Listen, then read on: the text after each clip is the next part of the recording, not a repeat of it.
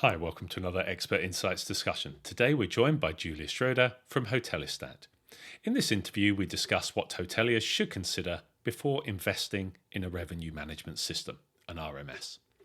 Julia emphasizes the need for hoteliers to first understand their current processes, to properly identify the future goals for their property, and also properly evaluate existing competition before deciding on an RMS. She outlines key questions hoteliers should consider, including the frequency of price changes they may require, what level of automation they'd be looking for, and also the integration with existing systems. She also highlights the importance of understanding the data used for any price recommendations, and what is really key is also the transparency of the system's logic.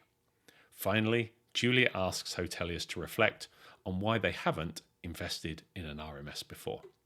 Really hope you enjoy the conversation.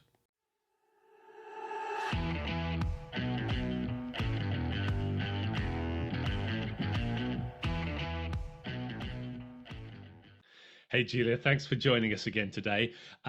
Interesting times for hoteliers at the moment because we know that they've been knee-deep in spreadsheets and forecasts and budgets, and hopefully they've either got it signed off or going to get it signed off, and in there somewhere is a line for technology. And one of the things we thought it would be great to get you on. You're there, you're front facing with these clients every day, trying to get them to buy the hotelier solution. So I guess you seem like a great person to start with by saying, okay, I want you to change hats again, back to when you were in the hotel industry, and imagine you're that GM or sitting there in a small group. You've got a line in your budget. It's got a bunch of cash that you could involve in a technology. You're exactly excited to. You're weighing up what you should be looking at, and maybe the three letters of an RMS is scribbled down somewhere on a piece of paper. So we're going to look at two sides of this equation. One, what are the things you should be looking at to maybe consider? Do you need an RMS? What questions should you as a hotelier be asking yourself? And then if you come to the conclusion that, yeah, maybe I should, what then questions should you be asking the RMS provider? So I'm going to throw it over to you. You're going to take the lead in most of this, and I'm just going to jump in as we normally do. Okay. Let's start off with from the hotelier's side. What's you're sitting there? What's going through your head? What's the first things that you're kind of thinking? Yeah, No pressure. No pressure. I've been actually sitting there. I've been doing this, not for an RMS, but for different other systems because we back then we had already an RMS in place as not my favorite one, but there was an RMS in place. But that's a different question then.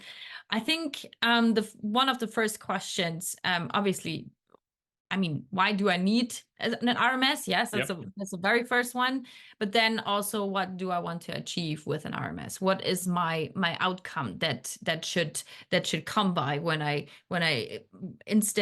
reinstate or set up an RMS in my environment? What is the perfect outcome for me? First of all, obviously, me as a hotelier, I always want to make more money because either there is another company sitting behind me and counting the franchise money or whatever it is, or I need to pay my employees, costs are high, and so on and so forth. So this is kind of like the potentially one of the goals that I want to go by. But there is also another thing, like thinking about, okay, what are my employees currently doing in terms of RMS? Maybe they are already looking at doing a little bit of dynamic pricing. How much time do they spend there? Are there hours and hours of collecting data and looking at different sources of data and then making sense of the data and then making pricing decisions? And potentially a tool can help me to automate this whole process and help this person who is actually doing that manually to then focus more on a strategic way and so on and so forth. So this is another question I should ask, like, okay, what is my outcome? And what am I saving? I think also you need to look at your hotel setup. You need to ask yourself, okay, what is my current setup? What kind of product do I sell? What is it that my hotel is actually, providing? Yeah. What kind of room categories are there? What is each product? Can I potentially consolidate certain room products into one that I don't need to manage, I don't know, 20 room categories, but Hmm. rather 10 room categories, and so on and so forth. Also, I need to ask myself, okay, um, how dynamic do I want to go? Do I want Yep. to change the price every minute because something is changing? Do I want to change the price um, um, on a daily base, on a weekly base? Hmm. What are the steps that I'm willing to go? Like, is it euro by euro, or maybe 10 euro steps, or whatever it And is? that feeds back into what you were saying before in terms of what are my people doing at the moment? Because if you've got someone doing that manual, well, not manually, but you know what I mean, they're doing it some way at the moment. But I guess if you're looking at an RMS, in theory, it is more of a manual task. Then it's, to your point, what you said before, how am I using them? Maybe am I freeing up some time, but how am I actually operating currently? Yeah. Exactly.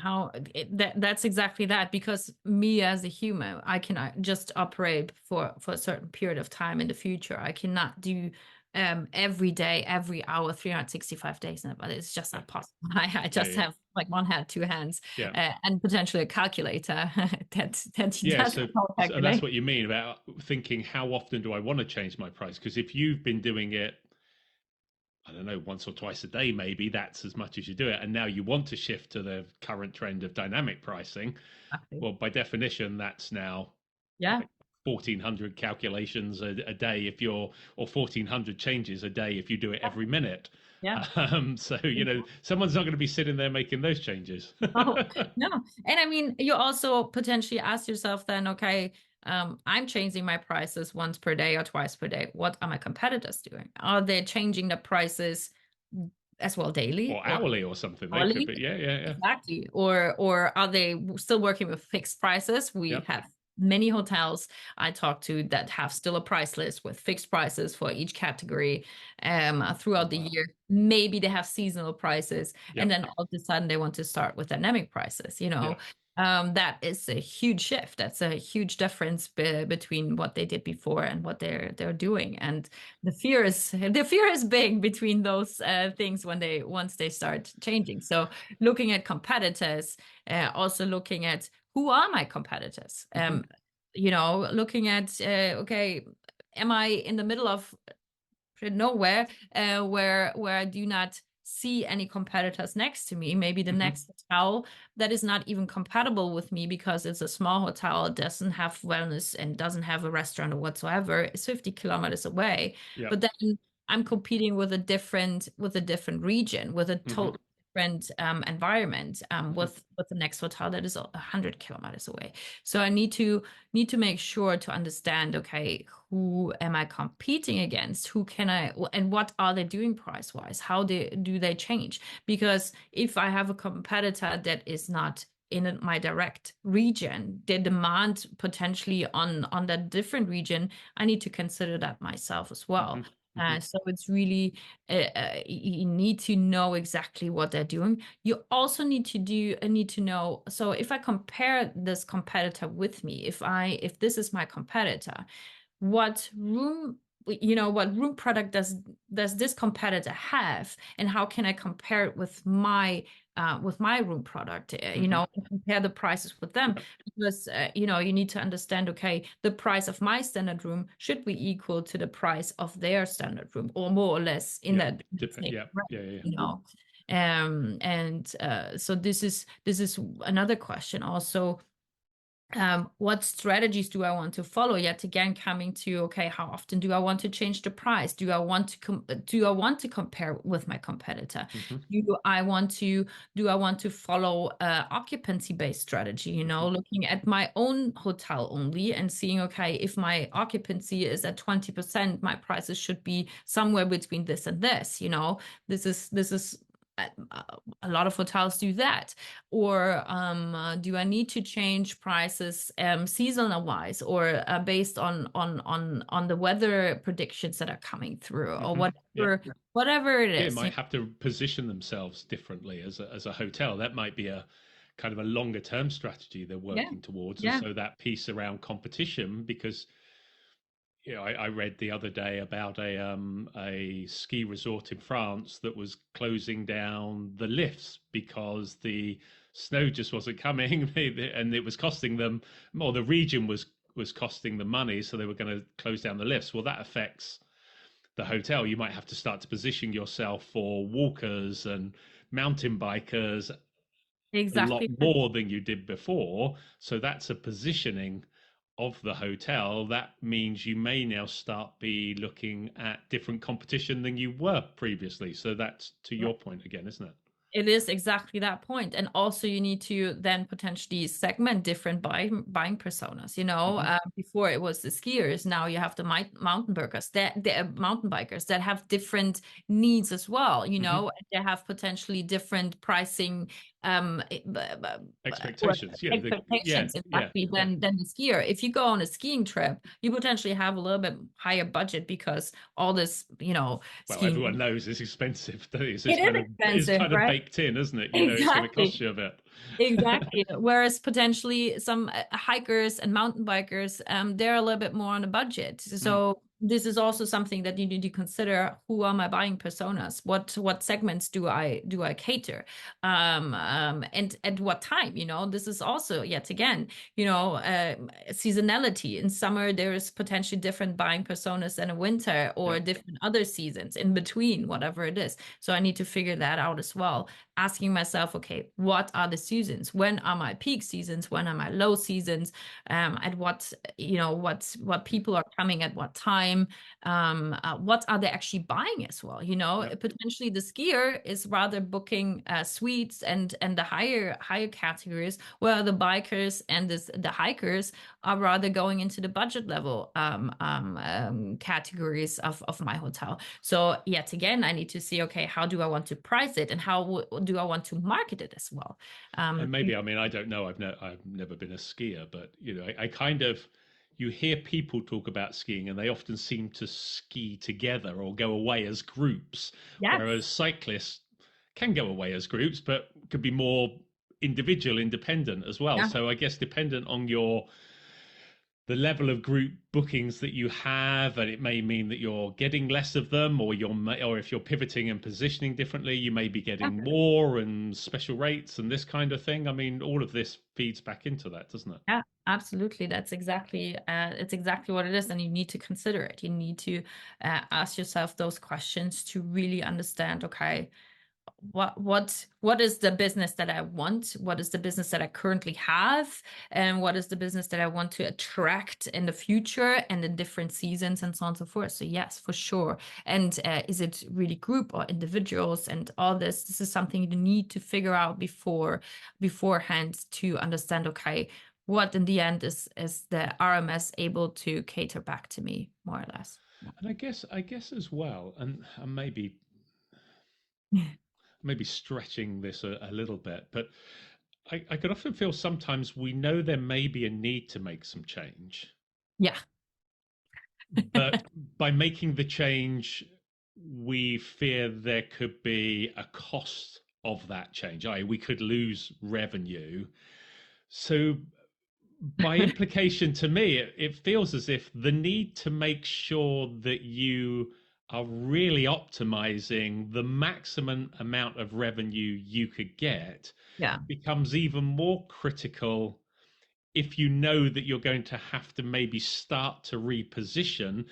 because there may be a transition period where some of your traditional business is dropping off as you're trying to build demand for how you're trying to position your business. So you can't afford to have not maximized every cent that you possibly can. Yeah, for sure. So it's almost not thinking of it, I need to get one to be ready. It's like I need one now to be properly optimizing what I've got, which will allow me maybe a slightly bigger headroom to start to make that Does that make I'm Yeah, no, I totally agree. This is something that I actually already told many friends that own hotels or that started to build the business of their parents for themselves and so on and so Mhm, forth. And their parents worked with a lot of reoccurring customers that come every year or every 3 months and make their holidays there. And since they're coming 30 years ago, they're paying the same rate, maybe now a little bit more than before because of cost increase. And they said, "Hi, we need to increase by 10 euros because our cost increase." And they'll be like, "Yeah, 10 euros is fine." But those people coming every year, I get it. They are your recurring customers, and you potentially have like your heart is invested in those people, and so on and so forth. But you need to also think about your business and like business, like financially wise and mhm. economic wise and everything. And I always recommend to those friends, you actually don't need those people. You can actually fill those spots that are paying like 150 euro or something with people that pay 250 euros. So Yeah, you yeah, yeah. 100 more euros per customer here. I'm not saying you should get rid Yeah, no, or because you there's some value to loyalty as well, of but course, of you course. have got to run a profitable business also. Exactly. And I think also those reoccurring customers need to get accustomed to dynamic pricing at some point. And once you explained, hey, this is what we're doing and this is what everybody else in the world is doing. If you take a train, you pay dynamic price. If you take the airplane, you pay dynamic prices. If you rent a car, it's dynamic pricing. If you go into the gas station, it's dynamic pricing. If you So go to a concert in the UK, it's dynamic pricing, as we yes, all know. yes, same in Germany. So yeah, and this is also something that I hear very often that people ask me like, but what about my my frequent Yeah. guests and so on and so forth? They will be scared and it will be this and it will be that. But yes, and this is also something a question of communication. Then how do I communicate this to I, my to I guess then to your point, that's another question, isn't it? It's like how much of them are loyal customers? Well, are loyal customers paying? What's the market rate at the moment? What's that cost differential? If I was to have those same number of people coming, but they're going to pay 50 euros more, what revenue does that mean to me? How could I make so it's all of those kind of strategic decisions. One question I wanted to ask you quickly as well is I guess if you're looking to invest this technology, you've probably got somebody who's doing this role in some way, either as a dedicated revenue professional or as part of their role, they're handling the price changes. To what degree do you take into consideration who's going to be, where the technology fits, Mhm. i.e., with people that are going to use it, their input, their insights? I mean, I would probably be more likely to ask and get the team involved because that's the way I do things. Other people are like, well, no, they just work for me, so I make the decision. They'll put up with it or they'll go. I mean, what's your kind of thoughts? Yeah. So speaking from experience and also knowing a lot of technology coaches that support a lot of hotels on their way to renewing their tech stack. Involving the people at any level is a must. Mm-hmm. If you don't involve them, they will not adapt either at all to the technology that you implemented, or they do it with a lot of hesitation, a lot of question marks, and so on and so forth. So this is also I think one of the most, and thank you for flagging that. I think this is one of the most important question to start with is actually who is involved or would be involved if I change my tech stack, if I change to an RMS, who will work with the tool, and what is it that they or what processes will be easier for them, and they from then or from there, you would then basically ask the next questions. Okay, Hmm. what does the RMS need to have Hmm. internally in order to make their lives easier? Okay. Uh, I think this is then the next level. Well, let's yeah. So let's say we've gone through the questions that you've posed. We've come to the conclusion, yep, okay, all of that makes sense. I've got answers to them, or it's prompted thoughts that I want to engage with to get that information. So, therefore, by implication, it would imply, yeah, an RMS could be where you should be investing some of that budget that you've got Yeah, signed off. So I yeah, guess let's now flip the tables around a little bit. We're not really turning the tables, but we're turning the emphasis. We're no yeah, longer looking at the hotel and do we need something. We're now thinking, right, I believe I do.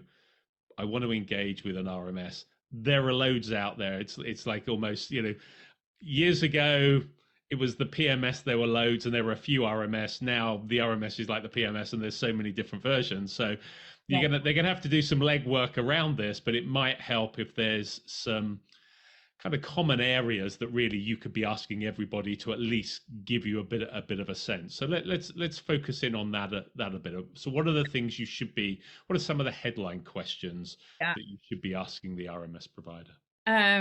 So first of all, my recommendation to the hotelier here is to when you figure out, okay, who should be in my hotel involved into the decision-making process, Hmm. create kind of like a question catalog. So you start by you really consolidate those questions like, okay, what is the current process? How do you do that? And how do you wish to, evolve that? Are there any processes that you think could be done much easier, and or what are the processes also that an RMS must have? So does Yep. it need to have then that automated prices, or does it need to involve algorithms and AI and all this stuff? So really create this catalog of questions that you can then ask the RMS provider, and that also helps you kind of like to make the decision easier, because then you can compare, okay, what are the questions that I asked each provider, Yep. and what were the answer to that, and Yep. that will help you. So this is kind of like the first step that I would recommend to start with. And Yep. then, questions that you definitely should ask is like, okay, this is what I have. This is my current tech stack. I have my PMS, I have my channel manager, I have my IBE, I have this and that, and so on and so forth. So to which systems is the RMS then connecting to? What interfaces do I need with the RMS? Is it the PMS? Is it the channel manager? How does that fit together? And Yep. what is the communication between those two systems? Are Hmm. there any limitations? Is there anything that now I can do even more with my PMS because of the RMS, and so on and so forth? So these are the questions, or make my life easier because of the RMS. So I give you a quick example out of Hotelistad. So we know that in a lot of channel managers, or even PMS systems, the restriction process to set up restrictions is quite nerve-wracking. It's a lot of work. It's really a lot of manual things that you need to set up. So we developed basically in a way that it's really, really easy. You just drag and drop, you just set up strategies, super straightforward, super easy. And these are also the questions that you need to ask. What are really time-consuming processes that I'm doing right now that potentially this new system, if the RMS system, can potentially solve for me, so I can, Hmm. save time yet again? So this Yep. is something I think this is the first thing that you need to ask: limitations, what it is doing, what interfaces are there with the current tech stack. Then what I think is also quite important is the data that is then, once I'm connected to the PMS and Yep. connected to the system, what kind of data do I pull out of the PMS? What is it provided? What does it really get? Everything that I need: the occupancy, the room categories. What is the setup then? So and what does the RMS do with the data, and what is it pushing back then? What is it? Okay. What is the outcome? Yep. uh, for sure. Um, Yeah, and coming back to that data is also important. So once the data is in the system from the PMS and also external factors, uh, what does it do, or how does it calculate then? Because this is why you get an RMS, right? It should Yeah, should be calculate calculating your price. That's the point. the Yeah. the price. That's the whole point. And you know, how does it calculate the whole price? What is involved in the price? Is it you know, when yet again, coming back to the questions that we have before, when do I want to push it back to the PMS or to the Mhm. channel manager? You know, how many times per day do I want to do that yet again? You know, and how like, is there a limitation from the RMS? Yet Yeah. again, this is a question that you need to ask the RMS provider. How many times per day can you push back the price? Is it only based on one rate code, or can it do all the dynamics that I have set up with all the rate codes? You know, can I do it individually per category, or on house level or room level or segment level, whatever it is? These are really, That really, makes sense. yeah, these are questions that I need to, And I guess something that we've touched on previously before in our conversation is also, whether it's relevant or not, it would be to me, but it may not be to others, is okay, so it's recommending me a price, but what's it basing that on? It's like how has it come up with that? Is it some black box that's magically come up with a number and I've got to go, okay, I trust it, or is there a way that I can actually kind of exactly. understand the logic in a sense? I guess that then comes back to what you were talking about before, where the whole AI or machine learning piece, something's doing something in the background. So what's your view about, I guess, the two things, questions they should be asking about how recommendations are formed, and then maybe that AI machine learning, because I know it confuses me, so Yeah. God knows what it The- must be the- when I'm just I focusing on mean, trying to bring guests a good journey, and now I'm sitting here having to try and work out AI and machine learning. Go on, over to you. absolutely. So yet again, there are different systems that have different approaches. There are RMS systems out there that are based only on historical internal data from the PMS, that are only looking at the hotel, which is fair enough, also good, good systems. There are RMS providers that look a little bit on external data and the PMS data, and then there are RMS systems that look at a broad, a vast amount of data coming from the PMS, coming from the reputation part, coming from rate shopping data, you know, weather data, all this stuff coming together. And this is obviously then something that you need to consider. Okay, what kind of data is important to me? Am I a hotel that is very prone to weather conditions changing, Mhm. or other things, you know? And this is something that I need to consider. Then, okay, do I want to work with just algorithms that are basically just rules? If then, so if this happening now, I see the pattern, I will take it over and then base my price on those patterns. Mhm. This is kind of the algorithms. The machine learning then is basically, I learn from the patterns. I do that all the time. The AI then basically is combining all these algorithms and machine learning algorithms that you have and really learns on a deeper level. It will take into consideration that all of a sudden the weather changes and now I have to do something else, but also then my competitor is doing that and I need to do this. It's basically combining all these, you know, strategies and algorithms that are usually in silos, and now it's really like working this whole thing together. So this is the difference from you know, kind of algorithms, machine learning, and then going into that bigger broad thing of AI, putting everything together.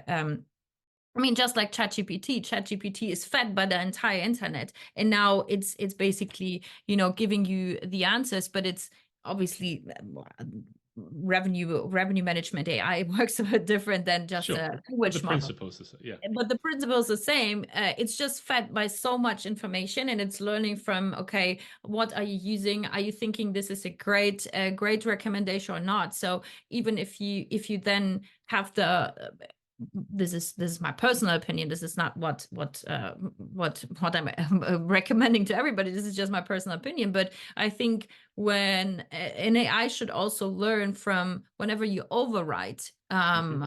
the price, it should understand, okay, why did the person overwrite the price? What did happen with the Yeah. data that I didn't see that this person saw and had to, you know, manually overwrite? I'm not saying that is also a good thing, because sometimes you have people that have no idea, that just overwrite the price because they Yeah. feel like, you Yeah. know. I'm just saying that, you know, this is how AI works. It will learn all the time from all the different angles, and you know, amend the prices. And yeah, So I this guess is that feeds back into the recommendation then, isn't it? It's like, well, yes, how do you know why that's been recommended? Is it just, well, here's the recommended product because something in the background has worked it out, or, well, this is how we are suggesting exactly. this price would be recommended because of X, Y, Z. Exactly. And this is also quite important nowadays, because there is so much data fed into. And I had the experience also in the past working with an RMS, and I never knew what the recommendation was based on. Hmm. You know, this kind of, you know, feeds into, you know, not trusting the system, because you Yeah. don't understand it. You don't understand how the recommendation come up. And nowadays system or RMS systems really give you an explanation of, okay, this price actually, or this recommendation actually come together because of these and these and these and these Yeah. Yeah. reasons. Yeah. Yeah. Because the weather was shitty, because there was no pickup, because your comp set is decreasing the prices, and so on and so forth. So this is why we have to lower the price or increase the price or whatsoever, you know. And this then, you know, feeds into the trust, into the system, into the algorithm or AI, into the pricing recommendation for. And I guess that comes back to one of the questions you were asking at the beginning when you're sitting there saying, do I need this? Is okay, how often is the price going to change? Who's changing the price? Because if you wanted, I think you said, working out whether you want a fully automated system that you don't have a chance to override, or if you want something that you can override and have a bit more information and make a decision about, understanding you might not have a definitive answer to that because until you engage with RMS providers, you might not fully understand how they all work. Yeah, Thinking back to your earlier point about how do we process at the moment, where do I want to try and become more efficient, where do I maybe want to change, gain some time back, that means a change in how you are pricing at the moment. And so you could go fully automated, or you could go into an automated system, but where there is an override function in there as well, to your point where, the AI can then learn from why those changes are made. absolutely, absolutely. This is something that you also need to figure out. And this is also great because in a lot of systems, you have the possibility to then decide on, okay, maybe I want to start now with, you know, still, you know, having the hand on the button, and then Yeah. decide, okay, I see the price. I maybe want to, you know, manually override here and there, and then push it back into my primary system, or do I really fully I trust the system, or I don't have the time for it because I don't have a dedicated person or whatsoever. Then I pull it full on automation, and this is great because it's up to you how deeply you want to automate that, and Hmm. want to, and you can start only with, you know, manually overwriting, learning about how does revenue management work, seeing, okay, I see the recommendation here, but I potentially want to, you know, increase or decrease the price here and there because of whatever reasons I have. So this is a question you should ask yourself.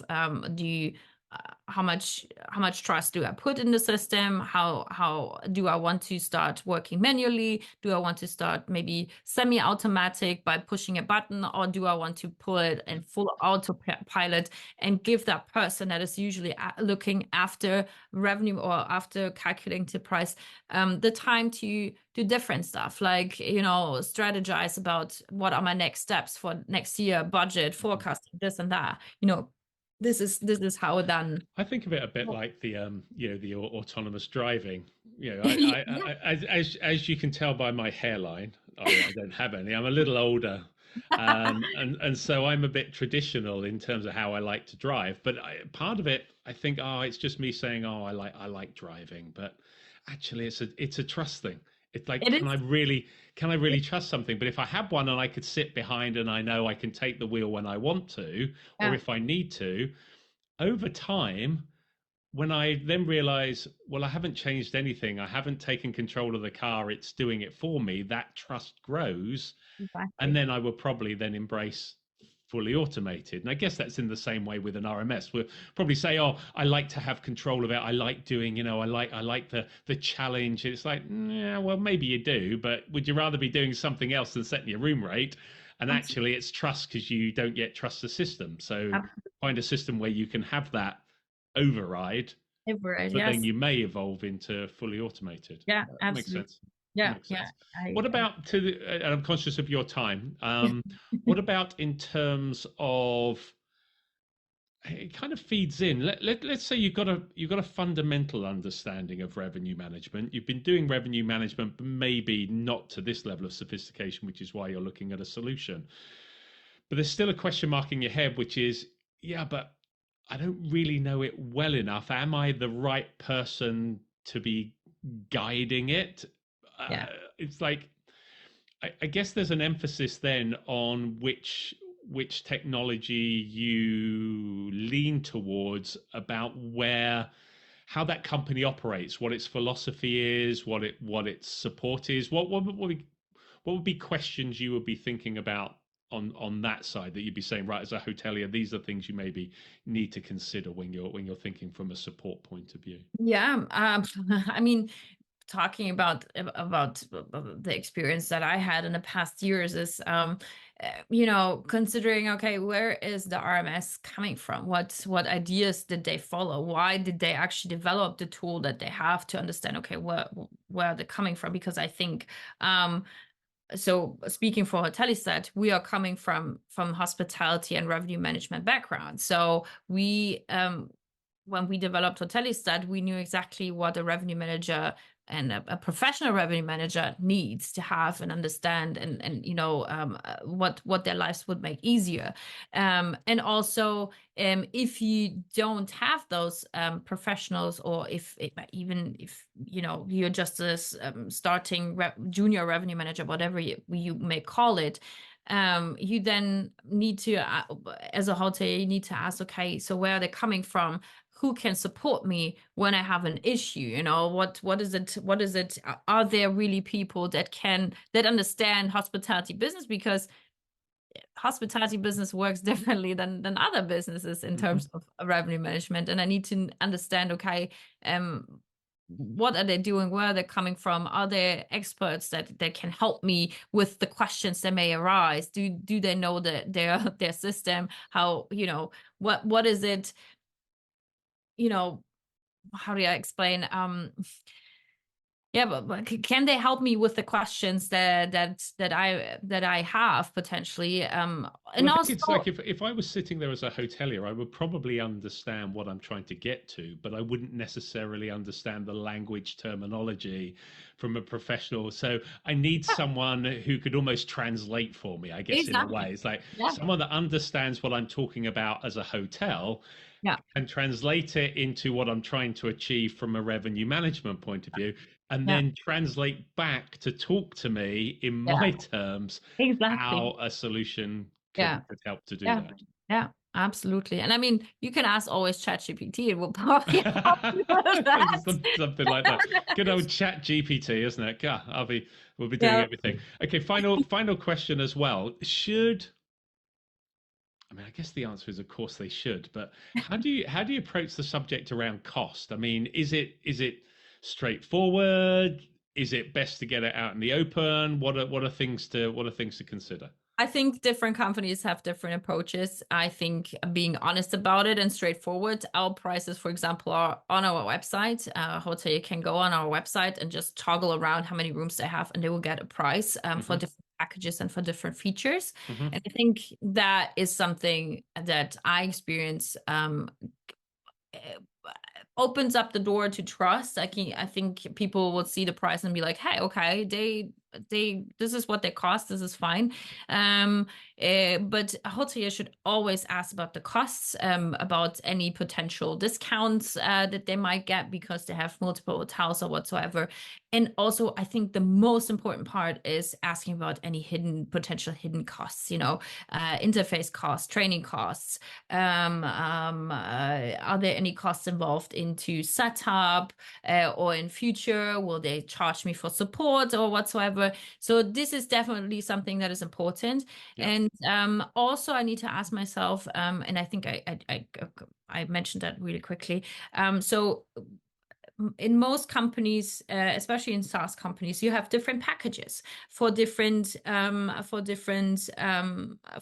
tool, and then these packages involve different features. And I need Hmm. to ask myself as well, okay, what kind of features do I need? Do I really, really need? They need to be like they are a must-have for me. What are good to have, and what are features that I actually can, Yeah. can set aside. Um, and what are the costs then involved into that? And this is for most. So yeah, most SaaS companies have 2 to 3 different packages, and then you choose from the package that you actually need. Gotcha. And this is also something I would always ask the provider. Okay, what do you think I need? And for me, like being in sales, many people would say, "Oh yeah, you probably will sell the most You want our expensive premium package." package. Right. But also, when I'm a good salesperson, and if I'm a very good colleague to my customer success people, I want to sell what's best for the hotel. This Mhm. is this is always my answer to that. And some hotels, I think, are better off with the smallest product and with some different modules that they don't need. I will just exclude them. And for some hotels, the middle or the biggest one are better because of the setup as they have. And I Yeah. think this is also something I would always ask the provider, okay, what do you think is the best product? And then I would ask them, why do you I think was just about to say, they shouldn't be afraid to challenge the no, yeah, salesperson always, as always to challenge. why. And I guess, we're not, of course, anyone watching and listening to this, they're going to say, "Yeah, I'm not stupid." Of course, but it's kind of, this is the point where you need to be getting it right and getting that information. If you don't understand Yeah, why they're constructing, because also by challenging it, they may highlight a feature that maybe hadn't come up in the earlier discussions, and exactly. that may be then, right, okay, now I get it. It could be some additional information, or you are putting that person on the back foot, which may start to question that trust element, which is very important when you're making that investment. Absolutely. Absolutely. I Makes a totally. lot of sense. I guess finally, and then we will wrap this up. From my side, if I was sitting there, just to kind of throw a question in from my perspective, I would also probably be saying to hotelier, ask yourself why you haven't looked at this before. Yeah. And now it cost may be one of it, but Yeah. sometimes, if we really want something, I think we have to be honest with ourselves. Yeah. Yeah. If you look back and say, is there something I really wanted over the last 3 years and I was able to get money for it? And if the Yeah. answer to that is yes, then I would say, so why have you not tried to find the money to get an RMS if Yeah. now you think you need to have one? And Absolutely. and exploring that, I guess, would be an important factor. Yeah, I think that's kind of like this this journey that a lot of people nowadays go on to find themselves. But, this is really a question that is super important. Why haven't I done it so far, and why didn't I invest the money to do that? Is it really something because I didn't have the money so far, or didn't I think about it before, or didn't have the right person asking the right questions. It could Mhm. be anything. So Yeah. this is definitely a very important question. I think that it's kind So of like the question to take it all off. so it'll be like the answer to the meaning of life. Why didn't I have an RMS? There you go. Once you got Exactly. that, it'll all be clear, won't it?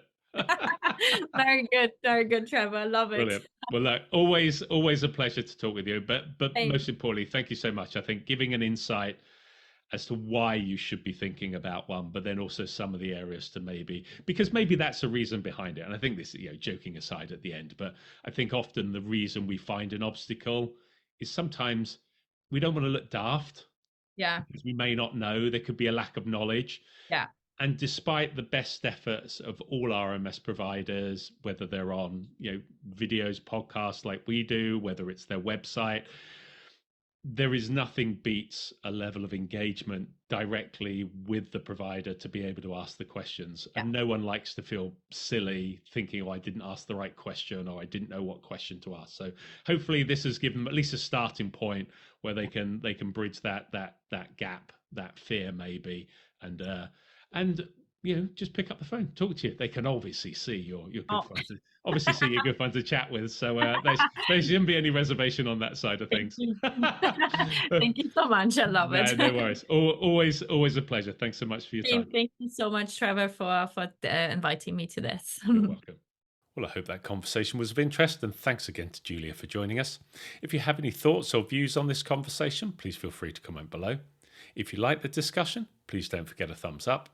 And if you're interested in more of our videos, here is a link to our Expert Insights playlist, and here is the link to our Coffee Time Chat playlist. And here is the button if you'd like to subscribe so you don't miss out on future videos. Thanks again for watching.